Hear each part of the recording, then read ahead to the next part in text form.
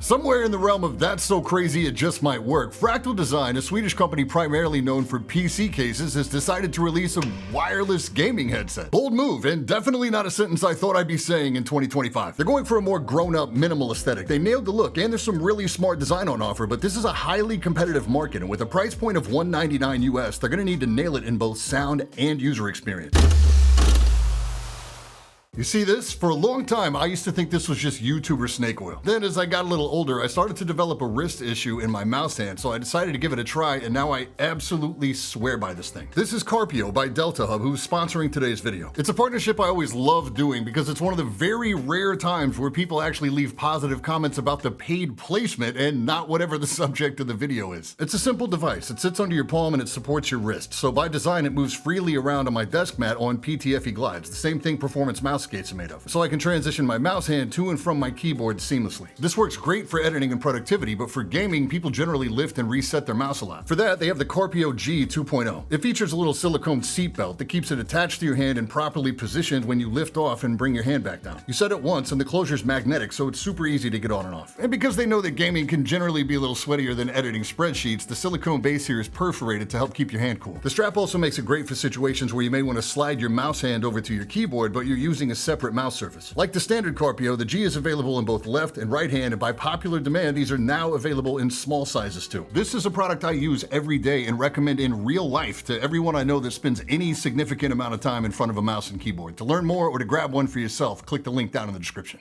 So the Scape comes in two colorways, aptly named Dark and Light, which is like a light stone gray. This colorway is the move for sure. I've got a lightweight headset at 338 grams with the boom mic, or 314 without, a detachable mic that's also flip down, and a magnetic base station that doubles as a charger and has a neat little trick you wouldn't expect. This is a mostly plastic design, really nice lines with little metal logo accents on the outside of the cups. Due to the large oval shape, it's definitely going to draw some comparisons to the older SteelSeries Arctis line, not the newer Nova stuff. The headband frame is metal, and these have the most heavily dampened adjustments I've ever felt. They're not clicked or marked, it's just a really slow, syrupy feel that comes off really high quality. I think whether you have a small head or a really large head, you're gonna be good in these. I did notice throughout testing that if you close these completely, the adjustment tends to return to rest just slightly open, like they're never fully closed. It's not a knock, I only point that out because weird stuff bothers me sometimes and I can't be alone in that. Both tilt and swivel happen on the diagonal here, and there's not a huge range of motion, so no tilting 90 degrees. They're not super comfortable to wear around your neck. The pad material they used here looks on camera like it could be a sport mesh, but it's more like a waiting room chair upholstery. I'd be willing to bet a fair amount of people will find these scratchy. There's not much in the way of padding on the headband itself. The ear pads, though, are very plush, high-density memory foam. These are designed to comfortably accommodate glasses. They're big ovals. They measure about 65 by 40 millimeters. They're about 20 millimeters deep at the front, and they're angled, so about 23 millimeters deep at the rear of the cup. These do just pop right off if you ever need to change these. There's no active noise canceling here, but the passive isolation on these pads is actually pretty solid. Now, this is not a headset I put on and found immediately comfortable, like the ROG Delta 2, the Alienware Pro, or the Turtle Beach Atlas Air. When they're not positioned correctly, I do get some clamping force right behind my ears, but seated properly, I was surprised to find that I could get just over like 2.5 hours in these before they start to get bothersome, and it happens right on the top of my head. So it's not the most comfortable headset I've worn, but it's certainly not the worst. It's middle of the road for me. On the left cup, we have a keyed port for the mic, a power button, and a toggle for Bluetooth and 2.4 gigahertz, so there is no simultaneous Bluetooth mixing here. It's also important to point out that there is no wired connection here. This is all wireless. There's also a mic mute button and easily the best volume wheel I've ever felt on a gaming headset. It's a little textured dial that isn't quite as heavy as the adjustment on the headband, but it's still dampened and it feels really satisfying. This digitally controls the Windows system volume, and you can also click it in to toggle play pause. This has the same functionality in Bluetooth mode too. There is RGB here, it's done tastefully, and there's a handful of nice presets you can choose if you're into that kind of thing. There's a button here on the right cup that doesn't cycle through the different lighting modes, but it will toggle the light on and off. These lights will also show a battery charge status if you quick tap the power button. The base station I think is a really solid look on the desk. They quote 40 hours of battery life with RGB off, and this functions as an induction charger, so no contact pins. There's fabric on the little charge pads to prevent scuffing the outside of the cups, and there's a cutout for the mic which faces away from you so you don't have to rotate the headset when you pick it up. Underneath you have cable routing either out the side or the rear, and the 2.4 gigahertz dongle is stored in here too with a little fabric pull. This is super smart because it means the charging base doubles as the dongle when it's on your desk, but if you want to take your headset in the living room and play on console, you don't have to lug the whole base station like you do on an Astro, you just pull the dongle and go. And on that note, this is compatible with pretty much everything except Xbox. One thing that stuck out to me that a lot of people will really like is that there's no charge level LED on the base station. Even with the RGB on the headset, the only indication that this is charging is really subtle. You get a little tone and a lighting animation right when you drop it in, and then it goes completely to sleep. The idea of subtlety is something that you'll see a lot of throughout the design on this headset. Like, you don't get any loud, low-res vocal indicators when you change something, you just get like a nice, pleasant little tone. I would have liked to see this base be weighted more heavily. There are silicone strips underneath that are really effective on a bare desktop, but if you have a felt topper or fake leather like the Secretlab desk, this doesn't do as good of a job. And the magnet is decently strong. It's best to not try to pull it straight up. Just pull it down and toward you. They really thought of a lot here. The wireless charging has overcharge protection built in, so you don't have to worry about the health of the battery.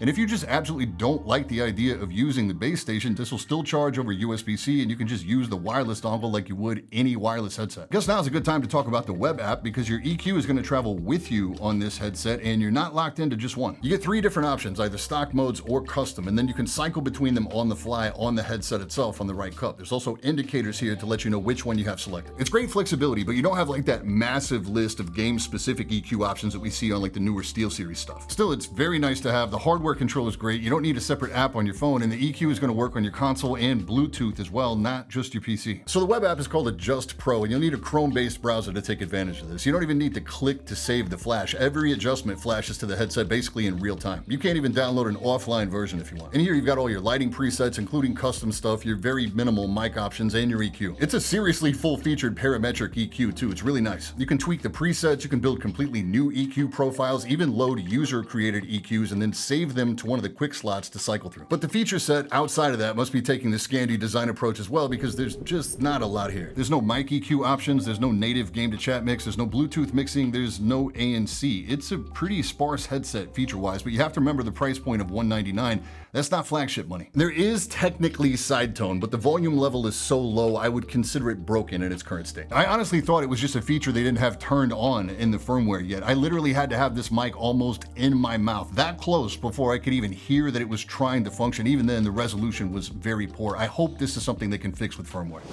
The rest of the mic, however, is pretty solid. It's detachable, and it flips up and down, and it mutes on the flip too, in addition to the mic mute button, and there's a mute LED indicator in the end of the mic. They call this a super wideband design. You're hearing this now with the noise canceling turned off. There's obviously a compression algo at work here. If you get really loud on this thing, you do stand a chance of it clipping the last little bit off the last word you say. Like, the louder I get, the harder I make it work, the worse it sounds, but I'm pleasantly surprised by this. I think this sounds better than the Maxwell and the Arctis Nova Pro wireless. Good tone, good levels. I think it's on par with the latest gen of the Astro A50, which is saying a lot. This is what it sounds like typing on a pretty decent sounding gaming keyboard. This is a really foamy board, and even with the mic noise canceling off, I think it's doing a pretty good job. It sounds to me like a lot of the lower end of the sound is getting cut off, and only the higher end of that sound is getting through. Okay, now we're hearing this with mic noise canceling on. I wanted to wait a second to start typing so you can hear what this is doing in real time. Right now, it's only filtering the noise from the fans behind me, and as you can hear, it's kind of the same but different as with it off. There's some more processing, but it's not like night and day. As I start typing here, what it's going to do is learn the sound of these keystrokes and slowly start to filter them out, kind of like how the Maxwell does it. By now, you should really only be able to hear these if I'm talking. If I'm quiet, they should be pretty much gone, but it's also going to negatively impact the vocal quite a bit.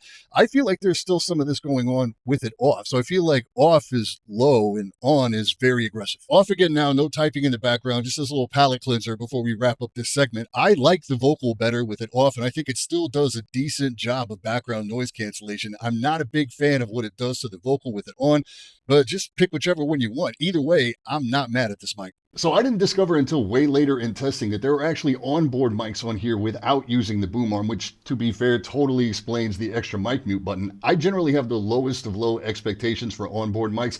These sound pretty good to my ear, really natural tone. Obviously, you're going to get a lot more room noise. We are running this with the noise cancellation off. You will get some echo if your space has that, and this keyboard is going to sound pretty rough, but pleasantly surprised at how good these are, and very surprised to see these here at this price point. Real quick, I want you to hear the onboard mics with the noise canceling on. Typing here, I think you can already hear that it degrades the vocal quite a bit, and honestly, it doesn't really do a whole lot for the background noise. So much like the boom arm, I would just run this off. Nonetheless, incredibly impressive overall mic package on this headset.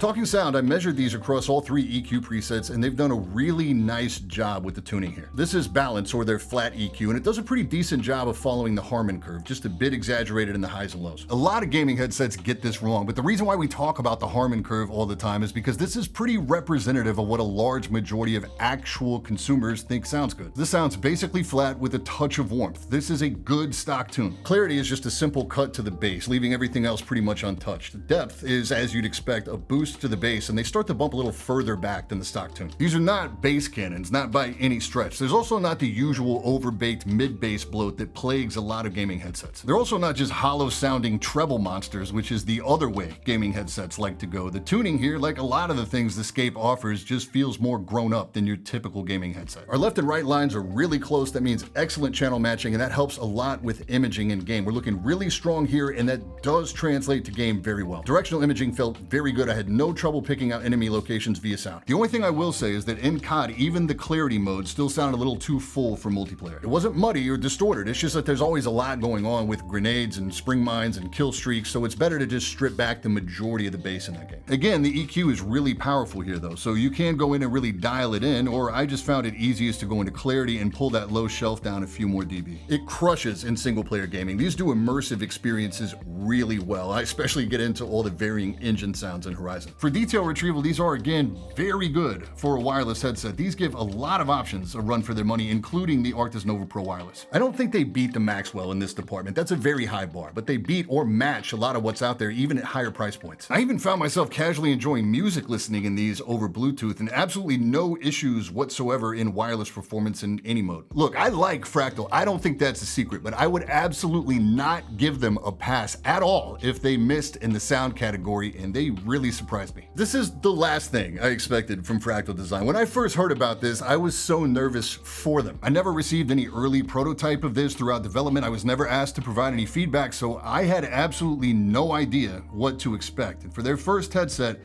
it's strong. Aesthetic, I think they nailed. That's subjective though. One man's minimal is another man's boring. The way they implemented the base station, the charging, the dongle, very novel, just wish it was heavier. I really like the web-based configurator. The on-head controls are very good. The build feels very good. The numerous mic options are unexpected at this price. I don't think it's the outright best in any one category, but it's very good in a lot of categories. It's not the lightest, but it's up there. It's not the most comfortable, but it's not uncomfortable. The mic isn't the best, but it's right up there. They need to fix their side tone though. It doesn't sound the best, but it's right up there with the best, and the EQ is crazy. It is pretty light on features, but again, $199 is not flagship money. I wouldn't expect ANC at $199. No Bluetooth mixing is unfortunate, but it's not common at this price point. I think only the Arctis 7 gets it done at the 200 and under mark. After that, it's like the Delta 2, and the cheapest I've seen that is like $230. In game chat mix, I may be wrong, but I'm pretty sure you have to have full-time control software running to pull that off. There's definitely a market for these. A more mature buyer, a young professional, somebody who likes gaming but doesn't make it a whole lifestyle. Something flexible that's easy to just pick up and use, sounds good, has a good mic. These wouldn't even get a second glance in someone's apartment or on a Zoom call. They just look like nice wireless headphones. So